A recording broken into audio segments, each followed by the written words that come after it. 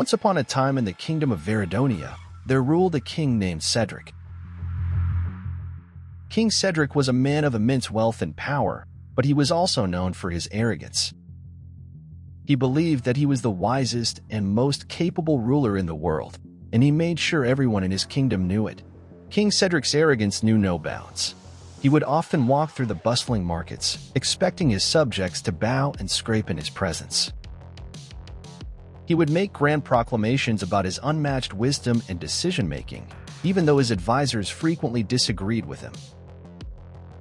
His castle was adorned with statues and paintings of himself, and he would often spend hours gazing at them, reveling in his own glory. Despite his arrogance, the people of Veridonia were not entirely discontented. The kingdom was prosperous, and many believed that King Cedric's overconfidence was just a quirk of his personality. But that was until a grave problem began to plague the land. A terrible drought had struck Veridonia, and the once fertile fields turned dry and barren. The people suffered, and their pleas for help reached the ears of King Cedric.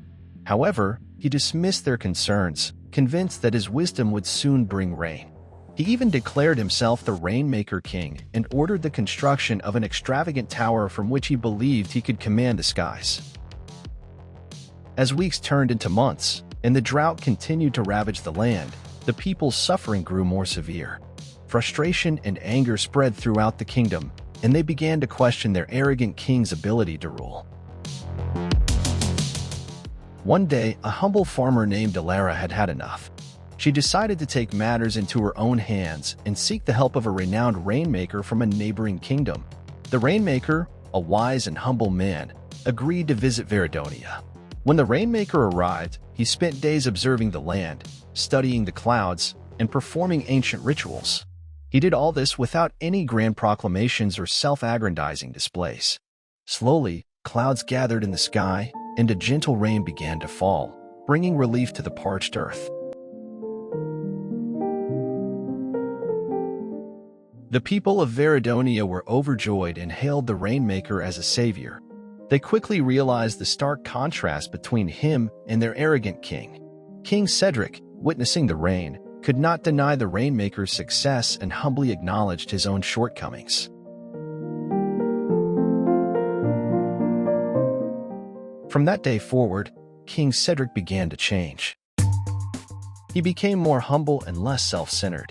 He learned that true leadership involved listening to advisors, being open to new ideas, and putting the well-being of his people before his own ego. Veridonia prospered under the king's newfound wisdom and humility, and the memory of his arrogant past served as a reminder of the importance of self-reflection and change. And so, the kingdom learned that even the most arrogant hearts can be softened, and true wisdom comes not from boasting but from understanding the needs of the people and the world around us. The moral of the story, the humbling of the arrogant king, is that humility is a virtue that leads to better leadership and a more harmonious society. The story highlights that arrogance and self-centeredness can blind a leader to the needs and concerns of their people. It emphasizes the importance of listening to advisors, being open to new ideas, and putting the well-being of the people before one's own ego. In essence, the story teaches us that true wisdom and effective leadership come from self-reflection and the ability to change and grow. It underscores that even the most arrogant individuals can undergo transformation when they recognize their shortcomings and learn to prioritize the welfare of their subjects.